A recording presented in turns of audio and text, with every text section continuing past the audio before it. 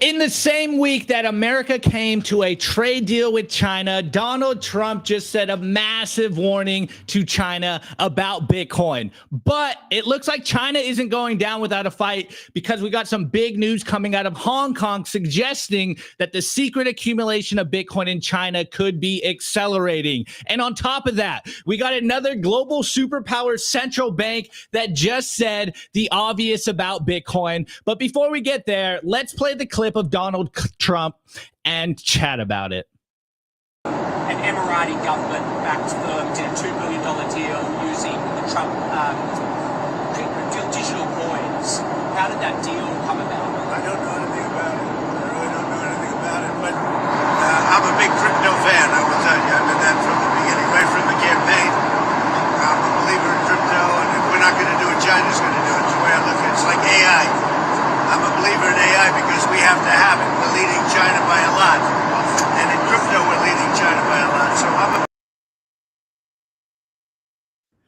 So you guys heard it there. A little hard because he was on Air Force One. You know, the audio was a little rough. But one, he said, I am a huge fan of crypto. And two, which is the big thing, we are leading China in crypto. So we'll be talking about the global game theory, global FOMO playing out. But of course, I am not alone. I got Nico in the co-host seat today. And then we have Fernando Nikolic, which is the Vice President of Marketing and Communications at Blockstream. So we got a great show for you guys. We got some good stuff. I'm very excited to get into the culture. Anyways, let's get into this story. As you can see, I got the initial tweet here. But first of all, it would be remiss if I didn't go to bitcointreasuries.com. And this is the official numbers here. Of course, the big kahuna in the room here is what we've been talking about on the show for a while. We were supposed to get an audit of the United States Bitcoin holdings, and we have yet to get that. A lot of people are speculating what is going on. Maybe they're waiting to announce this because they're accumulating more Bitcoin,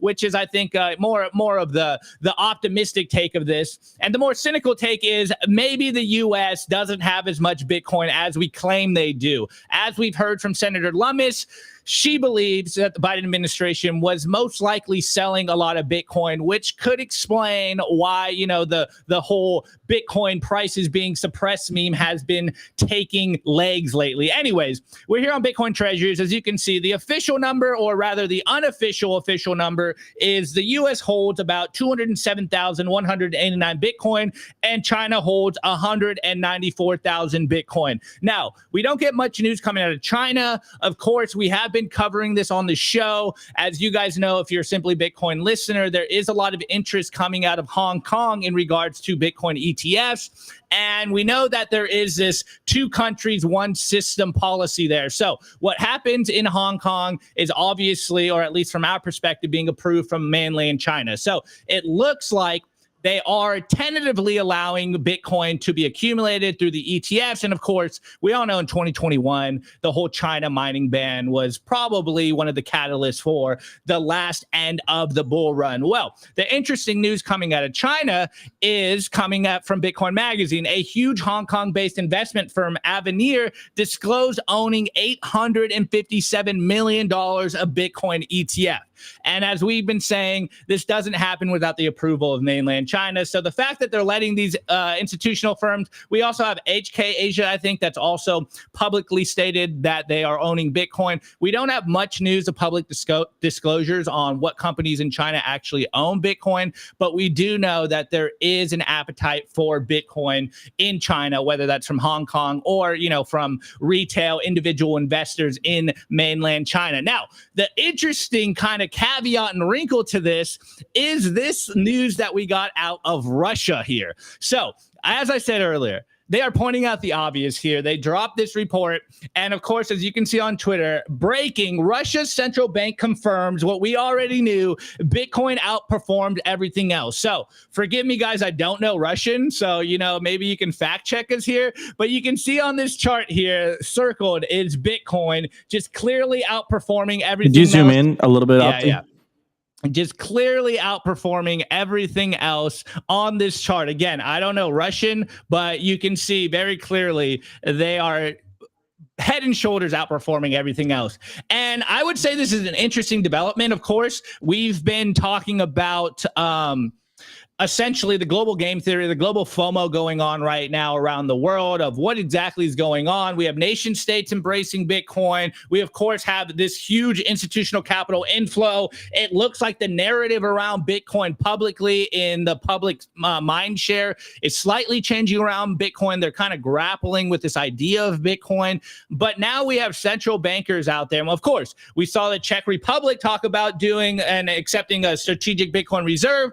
And now we have Russia's bank, and we know what Russia's been doing lately. They've kind of tentatively allowed Bitcoin mining. They're talking about Bitcoin transaction usage within the country. So the narrative and I think the fundamental sentiment around Bitcoin is shifting. It is becoming this macro global economic asset where people have to take it seriously. And of course, we also see what's going on in the ECB there. They're just actively hating on Bitcoin because they want to push a central bank digital currency. So it's getting interesting out there. It's no longer just us retail plebs or individuals stacking Bitcoin. It seems like everyone has to take Bitcoin seriously. At the very least, they have to look into Bitcoin. They have to kind of study Bitcoin a little bit, make up their minds around Bitcoin. Whether they embrace Bitcoin or not is besides the point. They have to look at Bitcoin seriously now. And I think this is a fundamental shift from what we've seen in the past, where you could just really say, you know, Bitcoin's just a speculative asset, internet nerd money. Now they're like, oh,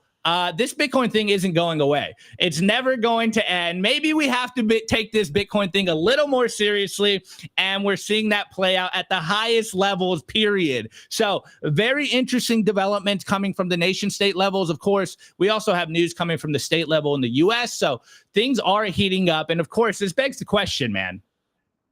When is the price going to rip with all this incredible Bitcoin news? It does seem like just compounding little things that are building up. The pressure is cooking, and it seems like the end of the year is probably going to be another parabolic year, which just makes me so much happier now. I know Nico was on the show a couple of weeks ago being a little bearish. You know, he's starting to feel the pressure of the bear market and the chop solidation. Even though we're all in Bitcoin, you know, the price does kind of mentally wear on you sometimes, especially when we're just so entitled with crazy Bitcoin returns. We're like, you know, Bitcoin, do something. What's going on here, Bitcoin? Can you really start to rip? So very interesting stuff. Of course, the big kahuna, Trump's just doubling down, which is really kind of like the art of war. The art of the deal from Trump, where he never admits defeat. You know, he doubles down and is more bombastic than before. So it is interesting. Maybe this is art of the deal type stuff. Maybe he knows something we don't, but he is sending a massive warning to everyone out there that he wants to win in Bitcoin. You know, he's been saying Bitcoin is or America will be the Bitcoin superpower. And now he's basically saying like, hey, China, yeah, we had a deal on the trade war, but we're still beating you in a place that you guys aren't really looking at, that you guys are neglecting, which is, of course, Bitcoin. Though he did say crypto. So, you know, we'll kind of put a little pin on that one. But we all know when they say crypto, they mean Bitcoin. So I don't know. I'm starting to feel bullish. It starts to feel like the game theory is playing out in real time. Everyone is starting to feel that FOMO craze for Bitcoin. And of course, for you guys, the holders that have your Bitcoin in self-custody, because we have a big news story around leaving your Bitcoin on exchanges, you are obviously going to be the winner when things start ripping. Anyways, let me open this up. Nico, what's your thoughts here? You're more of the geopolitical guy and political guy than I am. So what's your thoughts when you see Trump doubling down on Bitcoin? We're seeing that firms in Hong Kong are buying Bitcoin. And now we have the Russian central bank admitting what we all know. Bitcoin is the best performing asset, period. It blows everything out of the water. You might want to get some just in case it catches on. Nico, floor is yours. Yeah, a couple quick thoughts here. First of all, regarding Trump, like what's really interesting to me is he has an understanding of what's going on a geopolitical level. Like he's looking at it from a common sense perspective. Like, look, the reality is that if the United States doesn't take a proactive stance on Bitcoin, China is going to get ahead. Incredibly obvious, right? That's just common sense, right? And then the other thing that I'll say as well is that in Trump in the beginning of the year, in January, I believe, Trump released an executive order essentially ordering the federal government to audit how much Bitcoin the government had, right? that was supposed to be due, I believe it was April 6th. It's been more than a month and a half. We still don't know how much Bitcoin the US government has. And the other thing that I'll say as well, again, this is what Max Kaiser has been framing, or the way that he says it, is that this is the global hash war playing out in real time. This is Bitcoin's incentives. At the end of the day, everyone wants the best asset the world has ever seen. And of course, the United States is taking a leading role, and that forces the rivals of the United States, like Russia, like China, to essentially throw their hat in the ring or potentially get left behind. So they're forcing their hand. And I'm sure that China or Russia aren't too, generally tyrannical countries, generally countries that, let's just say, have heavy-handed governments, aren't big fans of Bitcoin. Bitcoin is all about giving individuals freedom. So, I mean, I like, they're being essentially, their hands are being forced because the United States is taking such a pro-Bitcoin stance. And again, you're starting to hear the rumblings and the Duma, which is like the equivalent of the House of Representatives here in the United States. They're essentially introducing bills that would launch a strategic Bitcoin reserve in Russia. And again, as Opti pointed out in the beginning, Hong Kong is being used as this proxy, right? They obviously don't want Bitcoin in the mainland, even though there is Bitcoin in the mainland. And we know that local governments deal with Bitcoin all the time, right? But they're using Hong Kong as this like kind of proxy to allow global investment into China without it, getting into mainland China. So the whole thing is absolutely fascinating. And again, the last thing that I'll say before I pass it on to Fernando: elections have consequences. I'm going to keep iterating this because Bitcoiners have this anarcho view of the world, and it's true. I think eventually Bitcoin will make politics irrelevant, but where we are right now in the movie, fiat politics still have a tremendous amount of influence on the daily lives of Bitcoiners. And this last election, getting a pro-Bitcoin administration in the White House, changed everything. It repealed SAB 121. It ended Operation Choke Point 2.0. We got Ross Ulbricht freed. Could you imagine that? The Bitcoin community, we did that as a voting bloc. Like, that's absolutely enormous. So, I mean, it's a really positive sign to weave it back in that Trump is, again, reiterating exactly what he said in Nashville last year at the Bitcoin conference, that he is an ally. He is a friend of Bitcoin. And I wouldn't be surprised that by the end of Trump's second term, we will see $500,000 to $1 million Bitcoin. Anyways, I want to welcome Fernando on stage. Fernando and I, we go way back, man. Fernando's the VP of Marketing and Communications at Blockstream. We want to welcome him on the show. Fernando, what are your thoughts on this, man? Like, this is crazy. This is what Bitcoiners were talking about years ago, back in the 2017 era, back in the 2018 era, back in the 2019 era. We were, but it was all theory back then. All this, nation state geopolitical, what Max Kaiser calls the hash wars. Like, we were theorizing this was going to happen because we fundamentally knew Bitcoin's incentives and where it would lead. But another thing is theory, and another thing is watching it play out on the world stage, which is absolutely crazy. Fernando.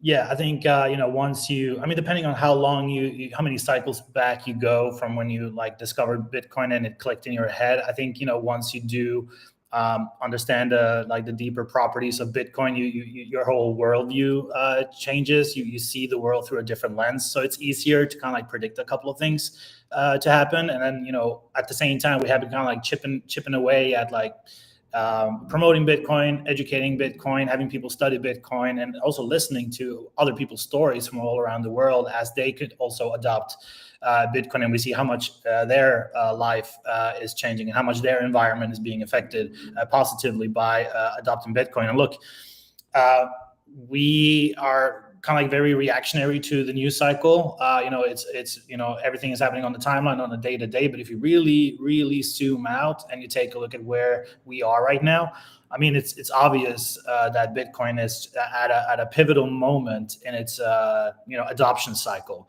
We're officially now moved from the fringes of finance, and now we are moving towards the center of global economic narratives. The clip of just Trump talking just casually to the press in midair about this says it all. And I think the interesting part is the timing of all of this happening, because just as Bitcoin is kind of like maturing, it's a 16-year-old teenager now, it happens while the entire media landscape is fragmenting. So I think there's a lot of stuff to unpack. And apart from doing marketing comms at Blockstream, I'm also the founder of Bitcoin Perception. So I literally track the data of how all outlets, how communities, how social media is actually talking about Bitcoin.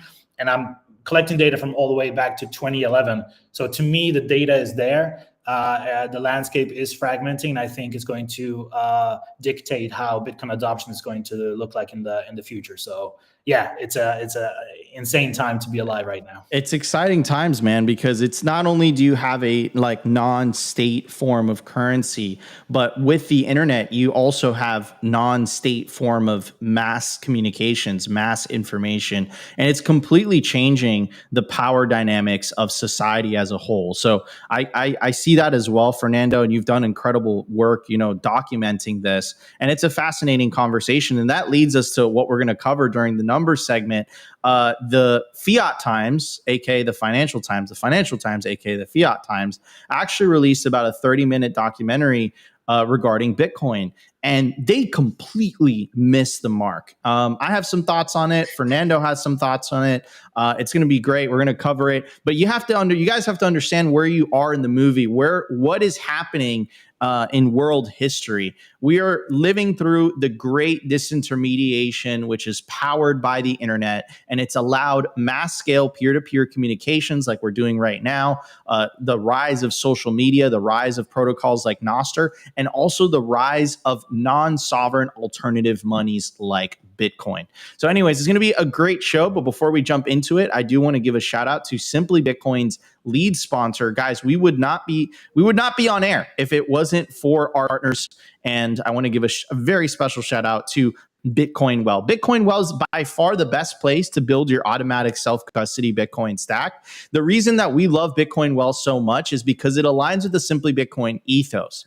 It's a non-custodial platform, meaning when you buy Bitcoin on Bitcoin Well, when the funds clear, it goes straight to your self-custody Bitcoin wallet address, which perfectly aligns with the Simply Bitcoin ethos of individuals reclaiming back their sovereignty. To get started, you put in your email address. It takes 2 to 5 minutes to get signed up, but there's more. Every time you buy Bitcoin on Bitcoin Well, you earn Bitcoin Well points, and you could redeem those points towards, potentially a BitAxe, a Simply Bitcoin hoodie, an orange Cybertruck, a stamp seed plate. But you could also play the Bitcoin Wishing Well contest, which we're going to be doing live for you guys right now, tossing a coin into the Wishing Well.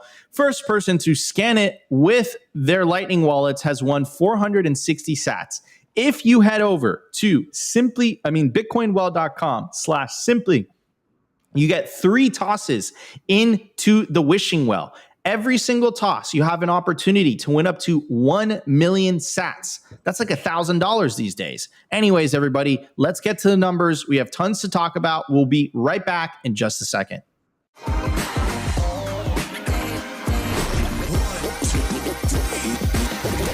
I want to tell you guys about our sponsor, Stamp Seed.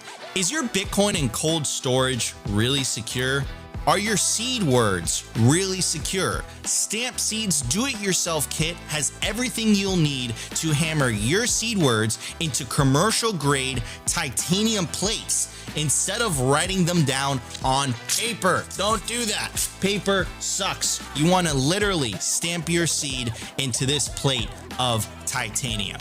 Your words are actually stamped into the metal plate with this hammer. So once your words are in, they aren't going anywhere. No risk of the plate breaking apart and your pieces falling everywhere. Titanium stamp seeds will survive nearly triple the heat produced by a house fire. They are also crush-proof, waterproof, non-corrosive, and most importantly, because this is generational wealth, time-proof. All things that paper is not, allowing you to hodl your Bitcoin for the long haul. I mean, here is the plate that they crushed. They put in water, they put a blowtorch to it, and as you can see, the words have survived. Stamp your seed on StampSeed.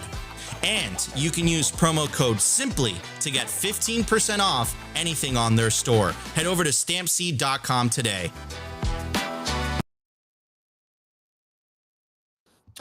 All right, everybody, we are back. Oh, Opti, it's all you. Hey, you can take it. You can take it. All right, everybody, we are back. You can scan the QR code on your screen right now. It'll take you directly to the stampseed.com website. You can use promo code SIMPLY to get 15% off. Again, store your generational wealth properly. Don't write your seed phrase on paper. Stamp it into titanium. Stampseed.com, promo code SIMPLY. At the time of recording, the Bitcoin price is 103,660. Block height, 896,851. Sats per dollar under 1,000. Love it. 965. Bitcoin versus gold market cap 9.08%. Market cap 2.06 trillion. Percentage issued 94.59%. Decline from all-time high. Right now, if you buy Bitcoin, you're getting it at a 5% discount. Realized monetary inflation, we're sitting pretty at 0.85%. Bitcoin continuing to take fiat currencies to absolute school. Anyhow, I do want to give a shout out to the live stream. 1,500 of you guys watching live, on the verge of breaking 500 live viewers on YouTube. Rumble is popping off. 500 live viewers on Rumble. If you guys are enjoying the show on Rumble, smash that like button. And 1,884 live viewers on X. If you guys are enjoying the show, smash that like button. Oh my God, did my camera overheat? All right. Let me look. The best part about this is when I host, Nico still can't control himself and needs to take over. But yeah, fix your camera, guy. Dude, okay. It's overheating. I don't know what's going on. All right, guys. So as we mentioned earlier, the Financial Times released a 30-minute documentary on Michael Saylor's strategy.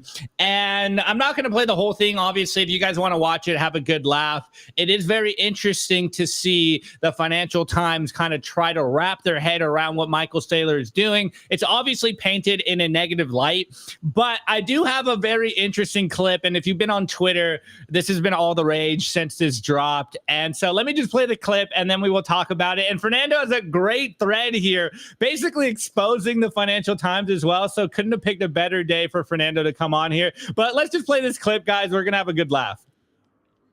Bitcoin is not for the faint-hearted. With no obvious use case, it's an inherently speculative bet. Bitcoin maxis like Jeff and Michael Saylor believe in the value embedded in Bitcoin because of its scarcity. I still don't get this. My teeth are pretty scarce and pretty useful, but they're not worth billions of bucks. Still, for the believers, there's just no plausible way for Bitcoin to crash. Are you comfortable with so much of your personal wealth tied up in this one thing? Yeah, absolutely. Now, I'm not going to sit here and tell you how strategy or Bitcoin are going to perform in the future. My track record here sucks, and I genuinely have no idea. But I would argue that no one else really truly has any idea either, which is why I get nervous for retail investors.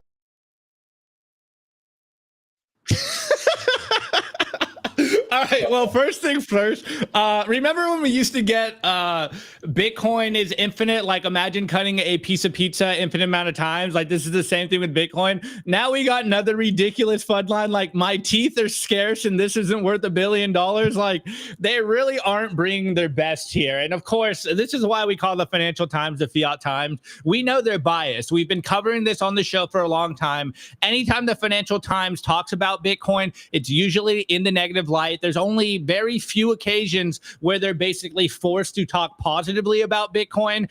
And they literally did a whole, like, essentially 30-minute hit piece on strategy. And of course, Bitcoin got thrown in there as well. But a couple of points in that clip.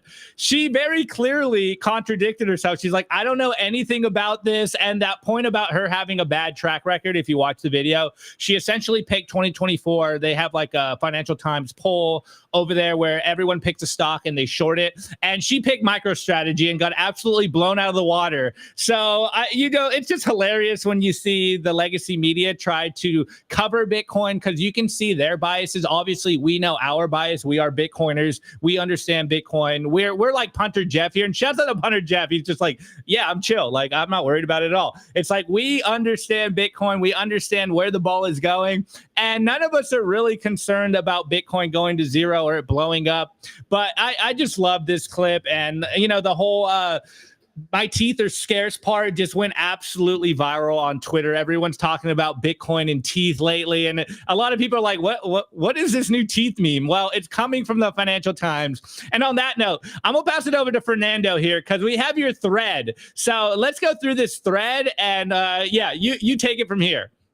Yeah, just some other highlights from that film for the people who haven't seen the whole thing. I obviously, devoured every single second of that documentary. But she finished in the bottom 5 of, I think FT has like 1,200 plus employees, and they have like an annual stock picking competition. And she finished in the bottom 5, okay, for 2024. And then another thing that I thought was hilarious was she asked Saylor what kind of predictions do you have for the price? And I think Saylor said, well, by 2045, I think Bitcoin is going to reach 13 million. And she visibly laughed in his face. So absolutely, like, riddle with golden moments, that documentary. Everyone should see it, even though the cringe factor is super high. But the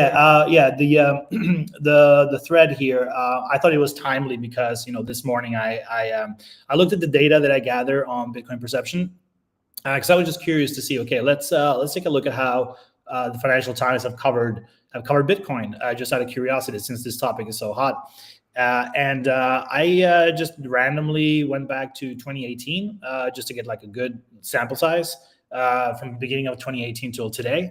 And I saw that, by chance, the number of articles, videos, just coverage that they have had of Bitcoin was 400 in that time span. So I was like, okay, cool. This is a round number. Let me see what I can get. And it's obviously incredibly, it's not a good look for FT at all. If you see this first screenshot, this is just the volume. You'll see that the only time like FT has ramped up their coverage was at the very left in the beginning. January 2018 was when the 2017 cycle came to an end, and the bear market started. And then you can see how they started their coverage until mid 2018. Then years of silence where barely any mention happened, and then they came back around 2021 and 2022, which was the next cycle and the subsequent bear market as well. And they ramped up coverage during that cycle, and then silence until 2023 when Larry Fink started talking about Bitcoin. The rumors about the ETF became super strong, and I think once the BlackRock ETF got official, Bitcoin became mainstream, I guess. So I think Financial Times saw that as forcing their hand to cover Bitcoin, because how can you not, to be honest? This is not only because of the ETF, it's the 5th largest asset in the world. How can you not cover it? So I think FT made some editorial decisions and started covering Bitcoin more, at least. And they have been covering, almost nonstop since 2023. But it's interesting to see how they behaved in terms of previous cycles before.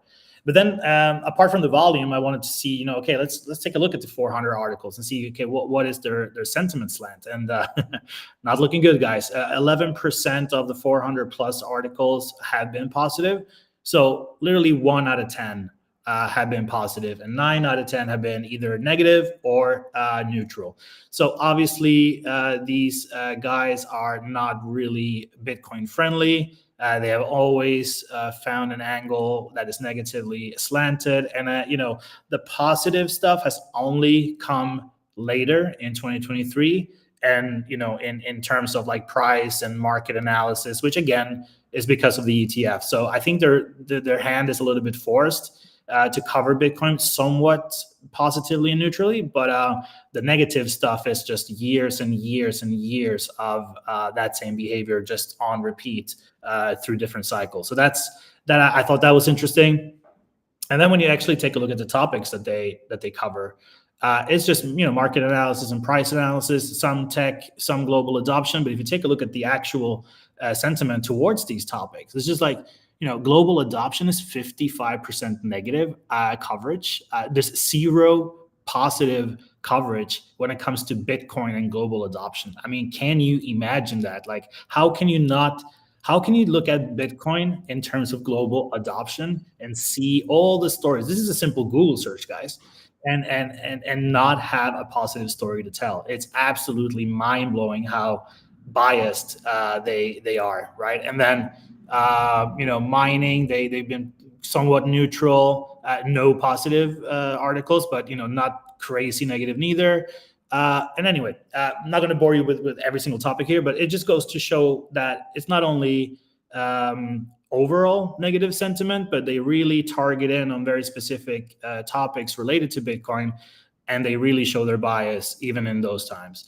And then, zooming back out, the entire 400 plus articles, 10%, 11% positive, and the rest is neutral, negative. I mean, Financial Times is like this chart is saying, it's a net negative.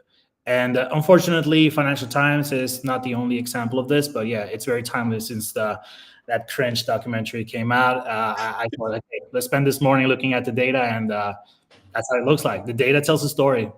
It is what it is. I mean, I think you absolutely hit the nail on the head. And I think what's happening too is like, and this is what I was talking about earlier, is we're going through this kind of paradigm shift in the world, right? And expecting like the legacy system, including the legacy media, that are riding on the coattails of essentially the legitimacy that they've built over the decades under a fiat standard, is a bit naive on our part. And like what Fernando was saying was so astute, which is like, they're essentially being forced to cover something that they're not incentivized to comprehend because it calls their very worldview into question. And that's what you saw with that lady. Like, she completely contradicted herself from the beginning of that video to the end of that clip that Opti played. She was basically saying like, look, it's performing really well. I have no idea, I don't really have a really good track record about this. And at the end, she's like, you probably shouldn't buy some because no one has any idea where it's going. Like, she contradicted herself, like 5 or 6 different ways. That is your brain on fiat. Like, that's what it does. And no one is better than their incentives. The Financial Times, aka the Fiat Times, look at their track record of how much they've attacked Bitcoin. They're incentivized to. It's part of the legacy system. As Bitcoiners, we have to build the new system, the alternative system. And that's exactly what we're doing. That's what Fernando's doing with his incredible work. That's what we're doing at Simply Bitcoin. That's what the whole Bitcoin industry is doing. We have to build alternative media. We have to build alternative companies outside of the legacy system, because the legacy system, they're not incentivized to change. The fiat system has worked wonderfully for them, right? This is a very successful media organization. All of a sudden, Bitcoin comes in and says, hey guys, you know what? Not so much. Anyways, my camera's about to overheat, and there it goes. Anyways, Opti, I think it's time to move on to the news segment of the show. We'll be right back in just a second. I want to give a shout out to our sponsor, Casa. Casa makes self-custody easy and secure. As a Bitcoiner, I care about holding my own private keys, but multi-sig can sometimes get tricky. Casa nails it with a multi-key security. So even if one key gets lost or stolen, your Bitcoin stays safe. And you don't give up custody, meaning no one could access your Bitcoin but you. No seed phrase anxiety, no single point of failure. I've been telling my friends and family about Casa for years. Their UX and UI on their app is by far the best in the industry. Inheritance planning is built in, and they even offer Casa for Business if you're thinking about a Bitcoin treasury. Hit up casa.io today and use promo code SIMPLY to get 10% off Casa Standard or Casa Premium. Head over to casa.io.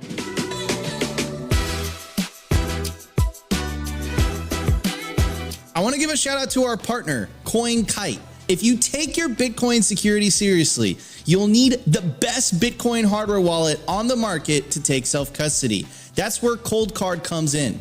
The Cold Card Q is the most advanced Bitcoin signing device ever made. It's got a full keyboard, larger screen, and NFC support, making air-gap signing easier than ever. It's built for power users who want the ultimate security without sacrificing usability. And if you're looking for a battle-tested, uncompromising cold storage, the Cold Card MK4 is your go-to with PSPT signing, an industrial-grade secure element, and USB-C. It's the perfect blend of security and convenience. Both devices are, of course, 100% Bitcoin only, open source, and built by Bitcoiners for Bitcoiners. Secure your Bitcoin the right way with the Cold Card Q and the MK4. Head over to coldcard.com today and use promo code SIMPLY to get 5% off anything on the store. All right, everybody, this is Opti, and he has the Cold Card Q in his hand. It's the best Bitcoin hardware wallet on the market right now. You can use promo code SIMPLY to get 5% off. Again, the best Bitcoin hardware wallet on the market. Go to coldcard.com, use promo code SIMPLY. You can get the Cold Card Q or the MK4. Beautiful, beautiful hardware wallets. Incredibly easy to use. Anyways, Opti, it's all you, my friend. Okay, guys. Well, perfect transition here. Perfect segue, because we got some big news coming out of Coinbase. Actually, there's been a lot of big news coming out of Coinbase in the last couple of weeks, though this one is more in the negative light. So, you know, there will be a PSA call to action towards the end, because it's all going to lead to the same answer. You need to take your Bitcoin off exchanges. But first, let's dive into the details. So we got a tweet here from Coinbase on Twitter, and it says, cyber criminals bribe and recruited rogue overseas support agents to pull personal data on roughly 1% of Coinbase's MTUs, users. And no passwords, private keys, or funds were exposed. Prime accounts are untouched. We will reimburse impacted customers. More here. I will get to the press release that they covered, but we got a video here from Brian Armstrong himself covering what happened. So let me play that real quick, and then we'll kind of chat about it. Hey everyone, I want to make you aware of a disturbing email that we received recently at Coinbase. It was a ransom note demanding $20 million in Bitcoin in exchange for these attackers not releasing some information they claim to have obtained on our customers. Now, we like to do things transparently here at Coinbase, and so I'm going to respond publicly to these attackers by saying no, we are not going to pay your ransom. In fact, I have a few next steps in mind that I'm going to share at the end of this video. But for the rest of you watching, wondering what happened, we did an investigation here, and these attackers have been approaching our overseas customer support agents, looking for a weak link, someone who would accept a bribe in exchange for sharing some customer information with them. Now, our support tools have limited access to customer information. There was no passwords or private keys or funds accessed as part of this, but customer support agents do have access to personal information like name, date of birth, address, etc. And attackers still want access to this information because it allows them to conduct social engineering attacks where they can call our customers, impersonating Coinbase customer support, and try to trick them into sending their funds to the attacker. Now, unfortunately, they were able to find a few bad apples. Our systems are designed to mitigate the impact of something like this, so less than 1% of our monthly transacting users had their records accessed, but this is still unacceptable, and I want to tell you what we're doing about it. So first, any customers that were socially engineered as a result of this incident, we're going to reimburse them. There's more details on our website, on our blog post about the reimbursement process. You can read more there.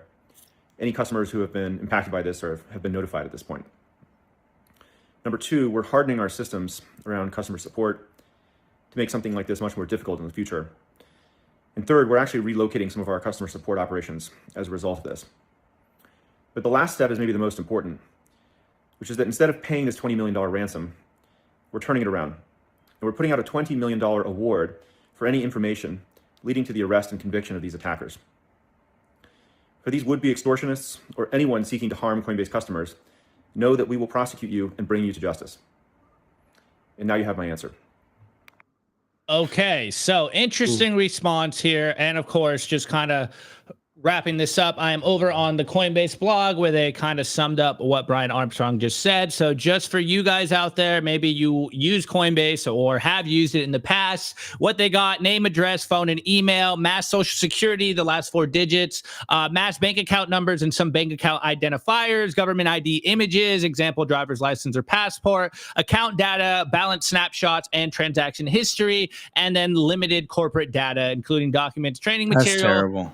And communications available to support agents. And then they made clear what they didn't get: login credentials or 2FA codes, private keys, any ability to move or access customer funds, access to Coinbase Prime accounts, and access to any Coinbase or Coinbase customer hot or cold wallets. Now, as Brian Armstrong was saying, what they're doing about it, they're going to make their customers whole. They're going to, add extra customer safeguards, further securing support operations, hardening defenses, staying transparent, etc. Of course, mentions the $20 million reward fund.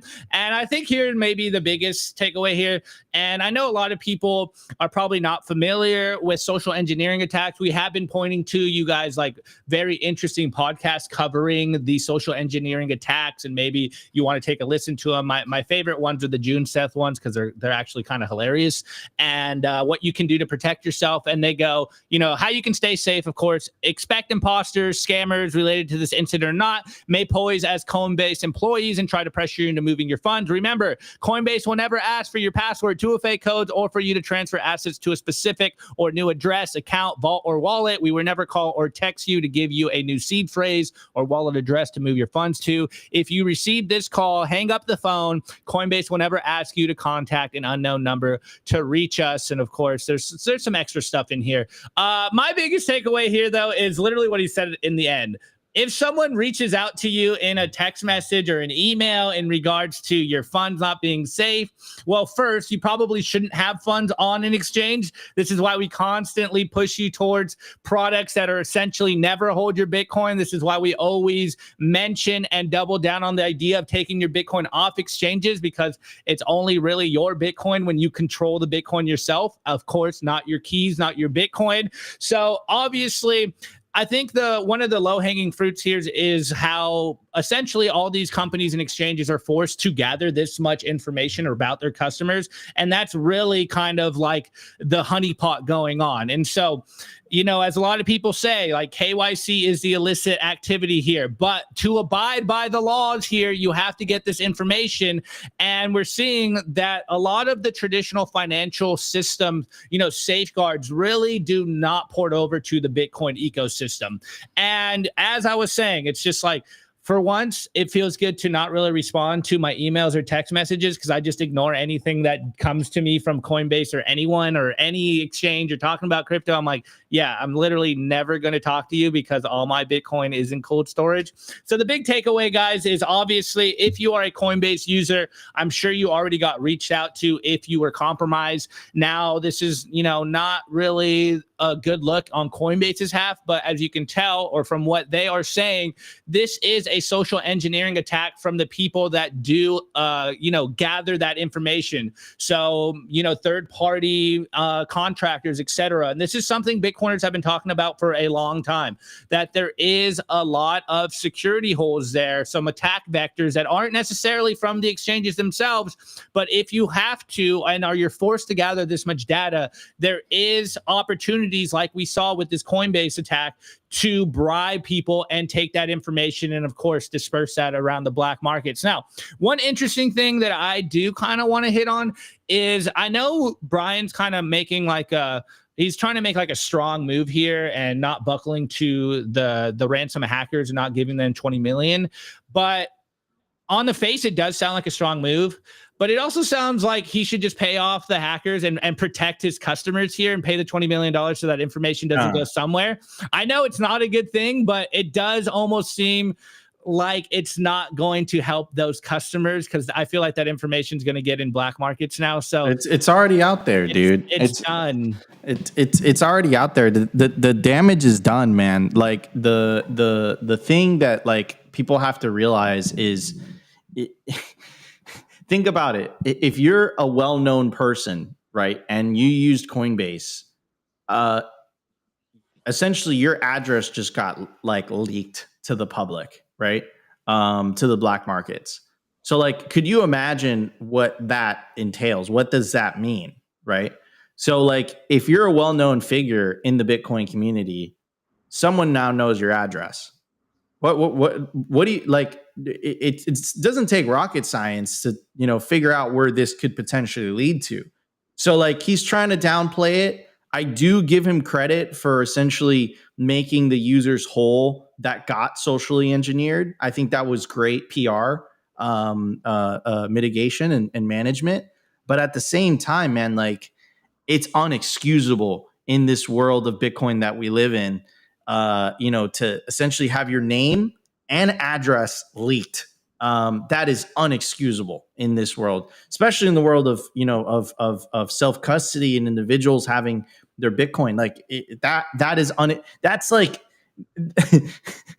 that's like the last thing you want to happen, right? So yeah, I mean, my recommendation again is, you know, use better on-ramps that, you know, that take better care of your data. The fundamental problem here is KYC. KYC is what enables this. It creates these honeypots of information. It's not like Coinbase wanted to gather all this information. They're legally required to gather all this information.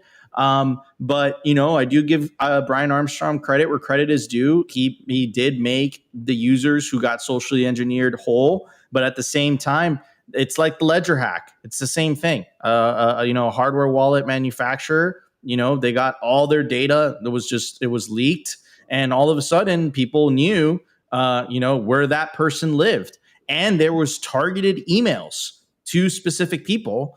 And it was very sophisticated because essentially they could add personal information into that targeted email to make it seem like it was coming from a ledger representative. I'm sure there's going to be targeted phishing emails coming from quote unquote Coinbase.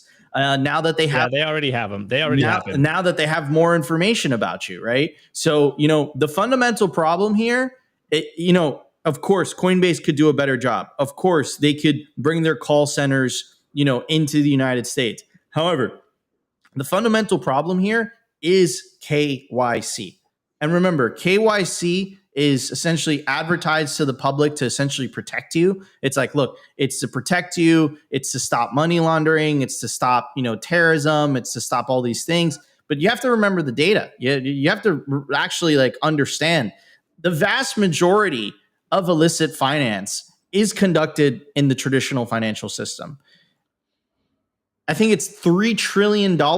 My number might be incorrect there, but $3 trillion of essentially illicit, you know, market activity is conducted on a yearly basis. Even with the Financial Action Task Force recommendations, even with the KYC recommendations, they only get a small percentage of that money. They were only able to recover it. They're only able to get it. So think about the burdens, the burden of regulation that you're putting on businesses to essentially comply with these regulations. But if you actually question the efficiency of the regulations themselves, no politician wants to have that conversation. And then that leads me to the inevitable conclusion, which is KYC really about stopping crime, or is KYC really about surveillance and control? That's the question. I think that's the question that Bitcoiners have to fundamentally ask. Fernando.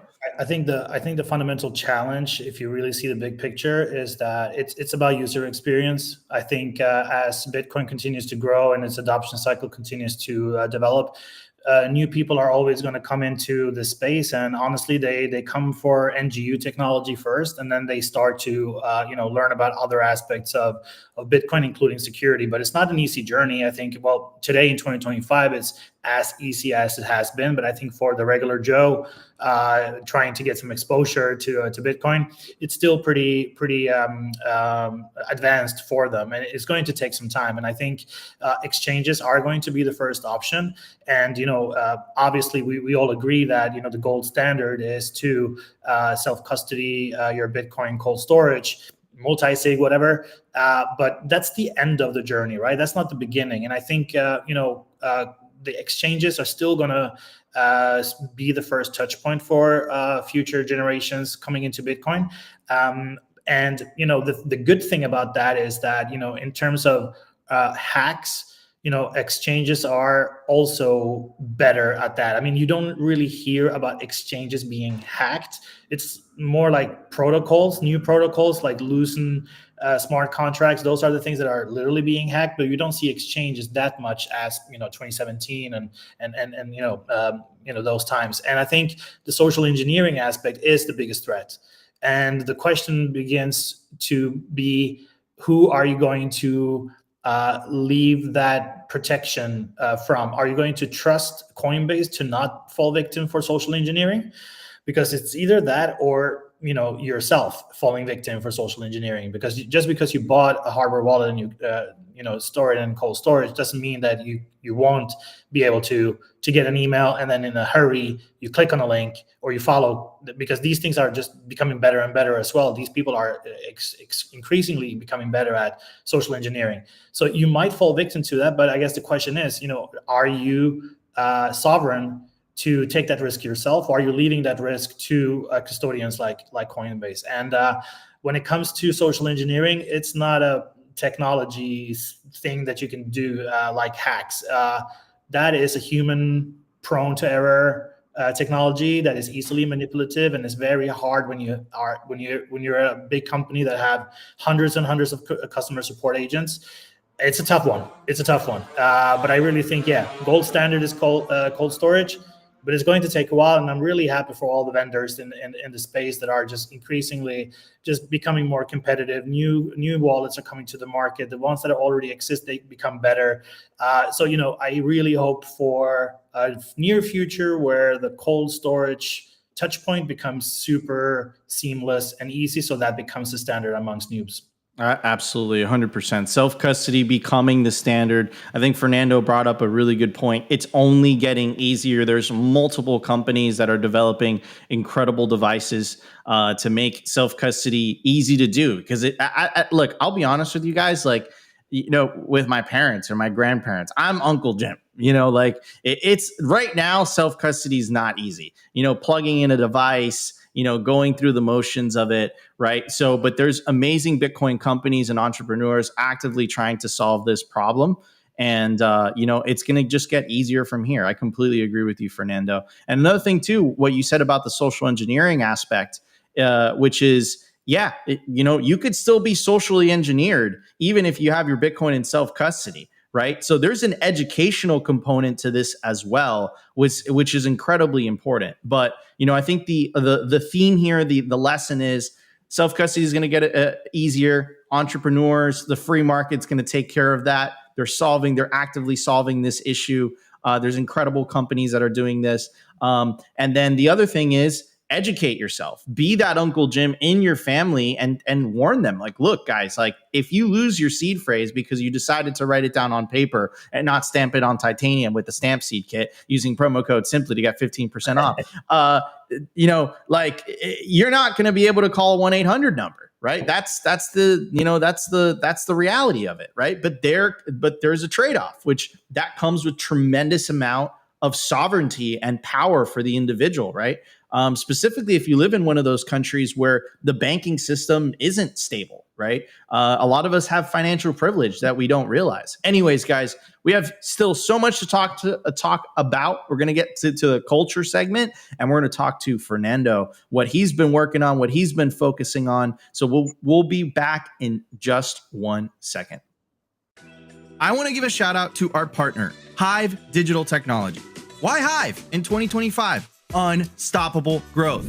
As the first ever public miner, HIVE's position to quadruple their global footprint, making them one of the world's fastest growing miners in 2025. And with elite operations that consistently top the industry in Bitcoin mined per exahash, HIVE's now headquartered in the USA. They're lean and mean, they're green and clean, and they're rewriting the playbook on sustainable Bitcoin mining.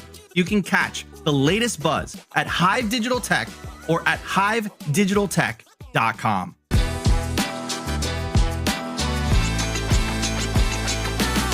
Need liquidity without having to sell your Bitcoin? For more than 6 years now, Ledn has been the trusted choice for Bitcoin-backed lending with transparency, security, and trust at their core. I absolutely love these guys, and I personally not only have an account with them, but also a loan. And some of the key features that I love about Ledn is the fact that there are no monthly payments. You pay at the end of the term. You also have the ability to roll over the loan as well, and you can pay it back whenever you want. Essentially what they do is that they help their clients unlock the liquidity of their BTC, allowing you to hodl while still accessing the wealth of your Bitcoin. They've been battle tested with their focus on transparency, security, and trust, allowing them to build a proven track record of client success and security, helping tens of thousands of clients harness the value of their digital assets with confidence and peace of mind.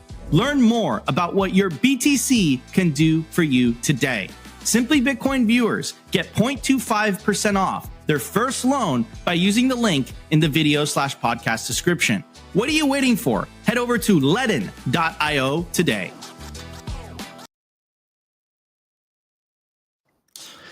All right, everybody, we are back. Opti. Okay. All right. Well, Fernando, thanks for coming on. I just pulled up your Twitter. So guys, go follow him. It's at BTC Perceptions. And I know this is what you want to hit on today. And so I'm going to just read the bio here, and then we will take it and you get the floor. So the bio here for BTC Perception or Bitcoin Perception is narrative shaped markets, Bitcoin stablecoin, and tokenized finance market, intelligent platform driven by social web and media metrics. And I know you really want to hit on this idea of media narratives. Of course, we've been covering it throughout the whole show, whether it's on the nation state level, whether it's from corporate press themselves. We are starting to see the media narratives shift around Bitcoin. And you specifically want to hit on the point on how this will affect future Bitcoiners. So floor is yours. I'm teeing you up here. You know, what does this mean, and what is the importance for everyone watching the show today? Oh man, with the disclaimer, I'm going to go on a sick rant because I have so many opinions about this. But I think, I started out, with business in the music industry. So I created my own record label back in the day. I sold vinyls, I sold CDs back in the early aughts, and that led me to start in Universal Music as a junior product manager. It's kind of like how I started my career. And in the mid aughts, 2007, 2008, when I started out as a junior, that was kind of like the time where streaming and torrenting was a big thing. And I'm originally from Argentina, but my mom immigrated when I was a kid, so I grew up in Norway. And in Norway at that time, in the music business, the only thing that you heard every single day at the office was the Pirate Bay. And they were Swedish people. One of the co-founders is Norwegian, and I grew up in Oslo, the capital, so I knew of him. It was in my social circle. So I was obsessed with that time and kind of like how disruptive tech can be to certain industries, right? And, I wanted to embrace torrents in Universal Music. I told the guys, like, hey, we should totally embrace this technology. We should release like low bit rate editions of a single or parts of an album before the actual release happens, so that it gets distributed, so that people can share it, so that it gets out there and people can get excited about it. And obviously, as a junior, I didn't have enough juice or clout in the exec room, so they totally ignored me. I rage quit the business, but I essentially wanted to be close to disruptive technologies ever since, right? So my career has been part of that. That's why I work at Blockstream. I believe in disruptive technologies, and I love how Bitcoin in a way is shaping culture the same way music is shaping culture, especially in how that's distributed through the internet. So I'm looking at the media landscape now, and I'm thinking the era of like centralized narratives is completely over. The Financial Times that we talked about and other similar incumbents, they were, they operated as centralized gatekeepers of public opinion. Now they're just splintered into, countless platforms, because now they are forced to be on X. They're forced to be on platforms that they don't create, right? So that was the first capitulation, right? But what they have done is just continue to own their own agenda, own their own bias, own their own narrative slants, and that has created this fragmentation of media, where outlets today is kind of like behaving the same way Universal Music was behaving and when I was a junior product manager. Essentially, now they're kind of like scrambling to survive through mergers and acquisitions, and either pivot their narratives to expand their audiences, so they can get new followers and expand their audiences, or they just double down, triple down on the thing that got them to their current audience size, and then just like never change, never break, and just keep hammering on. I think that's the choices that you have to do today if you want to survive in media, if you're a big incumbent. And I think, shout out to the ones who have pivoted in terms of Bitcoin and have chosen to, flip the script a little bit and maybe hire younger reporters who, I don't know, grew up listening to Wu-Tang Clan, that are like more open to concepts like Bitcoin, and actually, pay them a check every month to write about it. Because, you see Bloomberg's, the Wall Street Journals, the CNBCs, they have a lot of reporters that are covering Bitcoin pretty well, and you see them on conferences all the time. So they really are in tune, I would say. So some outlets have actually done that pivot, and then others like Financial Times, BBC, The Guardian, the usual suspects, they just double and triple down because they don't want to lose more of their audience. So they're just pandering to the audience that they have built up, that think the way they think, and they hire reporters that think that way the audience thinks. And I don't know, that's not a formula to stay alive for too long. So I feel like the landscape is just going to continue to fragment into more and more pieces. And eventually, Bitcoin will be covered differently depending on which fragmented outlet you're listening to. So, for example, I mentioned Wall Street and Bloomberg and CNBC. I think they do a good job covering Bitcoin, to be honest with you. But if you take a look at their coverage, and you can take a look by going through bitcoinperception.com, you'll see that the topics that they touch on is ETF, institutional adoption, regulatory clarity, stuff like that. But they know their audience. So obviously these are things that they care about and they know to write about.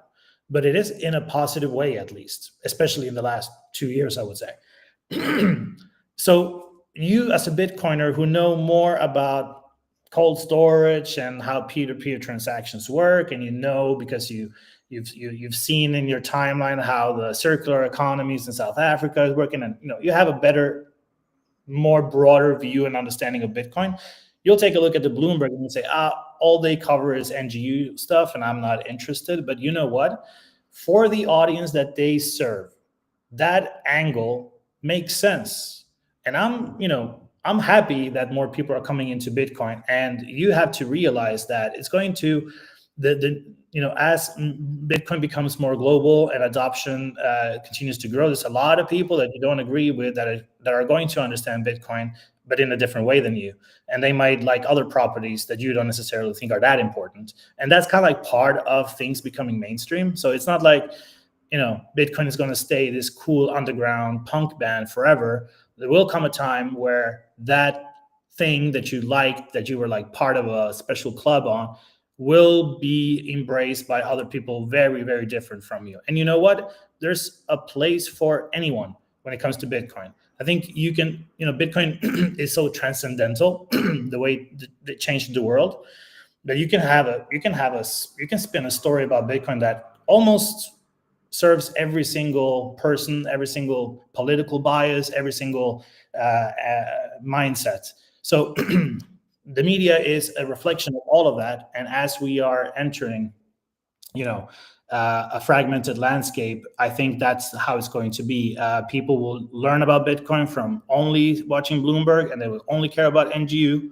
But then other people will love Bitcoin maybe more than these people, but they have listened to podcasts and they have a whole nother different story. But both of these people are part of Bitcoin. And so I think just because of incentives in the media, like you said, Nico, and for people to capture audience and stay relevant, they're just going to cover Bitcoin in a very specific way. And as stories grow and Bitcoin keeps growing, people are going to come through those outlets, and we're going to end up with a very broad landscape of different Bitcoiners, that to the point that the term Bitcoiner is not going to make sense anymore. But yeah, that's kind of like the things that I'm thinking about lately. Absolutely. I mean, dude, you unpack so much there, and it's crazy, Fernando, because and Opti's heard me talk about this, for the last, he's been forced to hear me talk about this for the last like 6 months or so. And the term that I coined was essentially the great disintermediation. And essentially that's what you're breaking down is these legacy media outlets. They're essentially trying to remain relevant. Some of them don't even want to pivot. They just want to double down on the narrative and then use essentially the government or the powers that be to essentially censor their competitors, rather than, reading the room and saying, okay, guys, we should probably change things. But the thing is, that would require for them to essentially change their whole worldview. And then that creates opportunities for what I call the new media or independent media, which is becoming what the legacy media is today. And it's super exciting because essentially now the media landscape is fully democratized. Yep. Anybody can grow a massive platform by just buying a microphone, buying a camera. If you're a good content creator, you garner millions of views, you get millions of followers. And you'll be surprised. Like right now, when I say this, I say this all the time, Fernando. The most popular broadcaster on the face of the planet, it's not Fox News in primetime. It's not MSNBC in primetime. It's Joe Rogan. It's a dude that talks about eating elk, taking DMT, and cold plunges, right? Like this is the world that we're heading into. And what's really fascinating is that, depending on the type of media that you're consuming, you're going to have a different worldview, because if you're still consuming CNN or MSNBC and you're consuming and the other person's consuming Joe Rogan, you're looking at the world from a totally different lens. But the convergence, I think, is beautiful, which is, I think, what Fernando was talking about, which is this Bitcoin is just creeping in the government level, on the Wall Street level, on the media level. You can't ignore it. Number goes up is an amazing incentive. So regardless of where you're coming from, eventually you're going to have to cover Bitcoin. Eventually you're going to be forced to cover it in a more positive light. And the people that were watching CNN and the people that are watching Joe Rogan, all of a sudden they have something in common, and that thing in common is Bitcoin, right?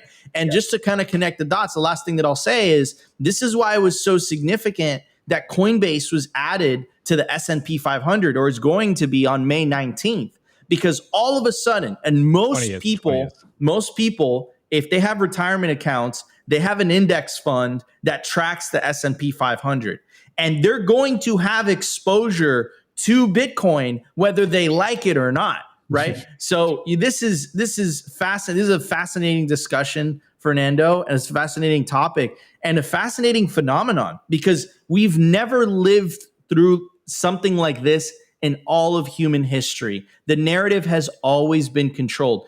You can kind of equate this to the invention or the introduction of the printing press, but multiply that by a factor of 1,000. You know what's interesting though is that, back in my music business days, I saw that, Universal, EMI Music, or Sony BMG, all of that. Well, Sony used to be Sony Music, and then they bought up BMG and become Sony BMG. Then Warner Music started buying some other stuff and become something else. It's kind of like that was the thing that continued their business, was to just buy up other labels. And also, most importantly, in order to kind of like maintain an edge, they bought up the small record labels that created new genres. For example, they bought up a bunch of like indie techno labels, hip hop labels, just to kind of like be like, hey, we have a hip hop division, we have a techno division as well. Music that these people had absolutely no clue even existed, but through the work of like smaller indie labels that were actually, their ears were to the street, they discovered those artists, and through them, new genres got created. So the difference here now in 2025 is that I don't think that model is going to be able, because now micro influencers to the bigger influencers, like you said, Nico, not only have access to technology to actually spin up a podcast or an email newsletter or whatever you want for practically nothing. There's also like the monetary aspect of it, because now Bitcoin exists. Now these solopreneurs, these micro influencers, you guys have Bitcoin right now. So what can I don't know, if Bloomberg comes knocking on your door, what can they actually offer you if they don't have Bitcoin to pay you with? Or you run a lean machine with just 2-3 guys, and you have really good cash flow, you got sponsorships, you're making a really viable business. Why would you sell out?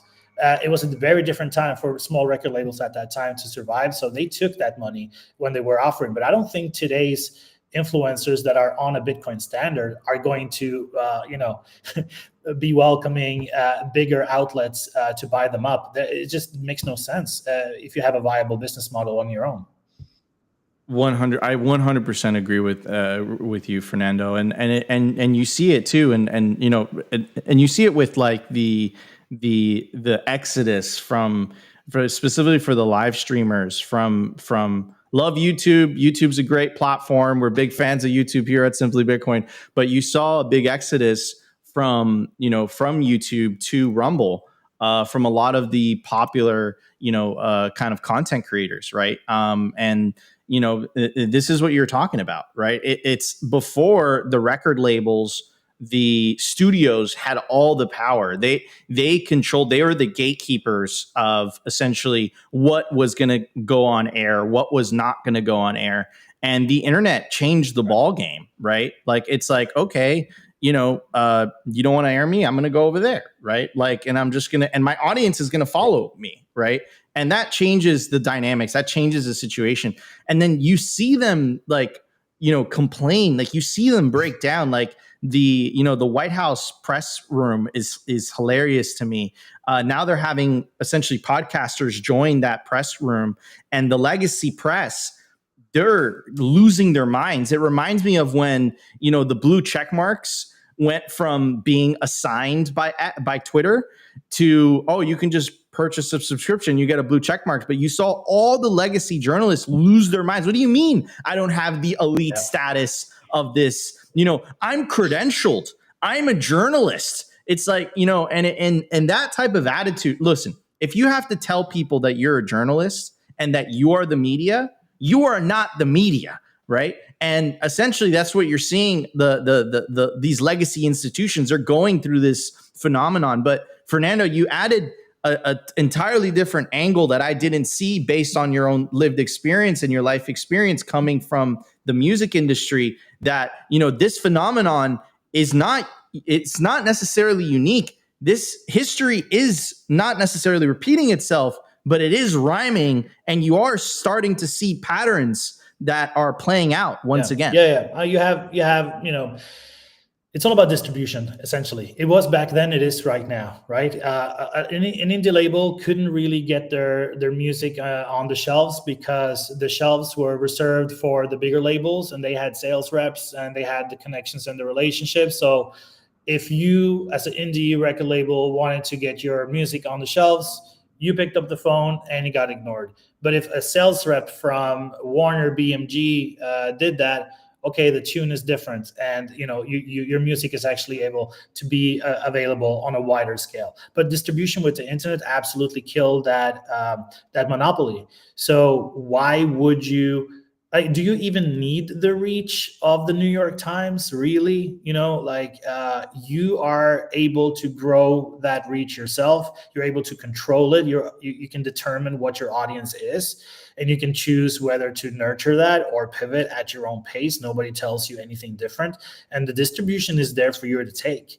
And to be honest, if distribution is the currency, why would you sell out to a bigger media outlet that is losing audience by the second anyway? So it makes absolutely no sense. And I think journalists who like that monopoly, who were very comfortable getting a paycheck, leveraging that, are going to rage quit.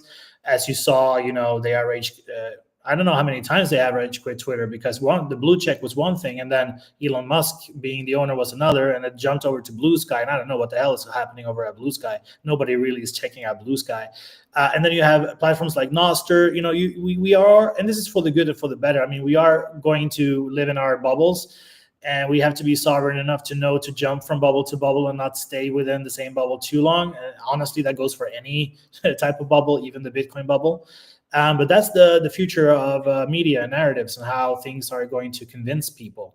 In terms of Bitcoin and the future adoption, I think you're going to see very, Bitcoiners in the future that are not going to keep it as real as yourself, perhaps. And I think the Bitcoin community just need to be okay with that and accept the fact that weird people are going to come into our fray, and that's part of global adoption. That's part of becoming the number one asset in history. That's just the way it is. But I welcome that future, to be honest. That's how hyper Bitcoinization looks like to me. Absolutely, and it's a brave, new, and exciting world, man. Because like before the internet, it was this. People didn't realize there was a handful of newspapers, a handful of TV channels. And guys, governments controlled the narrative. I remember seeing this really powerful Twitter post, and I never forget it. And it was something like, if social media would have existed in 2001, the war in Iraq would have never happened. That is a very, very strong, statement. And of course, you can go down that rabbit hole. Who was the media outlet that published that Iraq had weapons of mass destruction, right? Who's the same media outlet that's been attacking Bitcoin, that doctored the image, above the mining center, essentially making the case that, Bitcoin is bad for the environment. And then, Elon Musk came in there with USAID, and then we found it out that, a lot of these so-called independent media outlets were being funded by the government themselves, right? Crazy, crazy stuff. But it's all different now. It's changing. And this is why the times are so turbulent. This is why you're seeing this heavy censorship. You're seeing the system essentially fight back out of fear. They're terrified. That's really what it comes down to. But I think it's going to be a much better world, after we, get over this hump, which is going to be extremely exciting. One thing that I discovered looking at Bitcoin perception data is the emergence of a new narrative. And I think, the future, the brave new world is looking good. But I think there's one thing that we, as a collective of Bitcoiners that are, following the news and checking out the dominant narratives, I think one thing we need to now be on the lookout for, because I'm seeing the initial trends of this at Bitcoin perception, is a new negative about Bitcoiners. I was looking around the data a couple of months back, and I wrote a newsletter about it when I discovered the data, and I saw that 5-6 different outlets started covering Bitcoiners as the 1%ers, the new elite. I don't know if you guys caught that, but it's very interesting, because Bitcoiners, were once framed as, French radicals, if you take a look at, pre-2020 narratives. But now Bitcoiners are being cast as these, this new financial elite, a class of early adopters who got in early, got lucky, and oh, you guys are now hoarding power and wealth. And I think this shift is essentially serving a purpose, because it repositions Bitcoin from like a tool of empowerment to more of a like a symbol of inequality, and there's certain outlets that are very big on inequality. And I think if these stories get a foothold, if this actually ends up sticky, I think it will make it easier for regulators, political critics, mostly leaning on the left side of the spectrum, to justify legal restrictions on Bitcoin, to be honest with you. So I think the fact that the media, or a pocket of the media, is reframing Bitcoiners as the new 1%, and then kind of like providing these stories that provide a moral justification for like increased regulation, I think that's something to be very, very alert about, because that could bring a cultural shift, a cultural shift from Bitcoin as resistance to, Bitcoin as dominance. And it's a heads up for the Bitcoiners out there who are listening. It's something to be very, very alert about, and follow that closely. I completely agree. Yeah, Opti? no, I was just going to say, I think that's a great way to wrap up today's show. Fernando, thank you so much for coming on. Love these discussions. Of course, go follow him. Go check out his work at Blockstream. But of course, you can follow him on Twitter at BaseLayer for his personal account, or at BTC Perception. What a great handle. Check out at God BTC damn, Perception, Fernando. guys, if you want to see more on this type of conversation and the data behind this. So Fernando, thank you so much for coming on the show. Before we go, though, we do have to plug the Bitcoin Conference 2025. It is 12 days? Less than 12 days away. We are taking over Vegas. You guys can tell the price is pumping. This is probably going to be the biggest Bitcoin conference ever. We're taking over the Venetian. I hope you guys go down there, scan the QR code, and use the promo code SIMPLY to get 10% off. The whole Simply Bitcoin crew will be down there. We're going to be on the floor. We got a booth. Really excited to see you guys come over, say what's up. We really appreciate all the feedback. On that note, guys, let's wrap up today's show. Fernando, thanks so much for coming on today's show. Come back on and we'll talk about some more updates around the perception of Bitcoin. And Nico just, Nico's doing the Monday show, so I'm not going to let him squirm out of the work here. But let me pull you guys behind the scenes as I wrap this up. All right, guys, this was episode, I believe, 1245. It is Thursday, May 5th. It's your boy Opti. This was Simply Bitcoin, and we will be back tomorrow for another Simply Bitcoin Live. Peace out. Today's episode was brought to you by BitcoinWell.com, a Bitcoin-only platform on a mission to enable financial independence.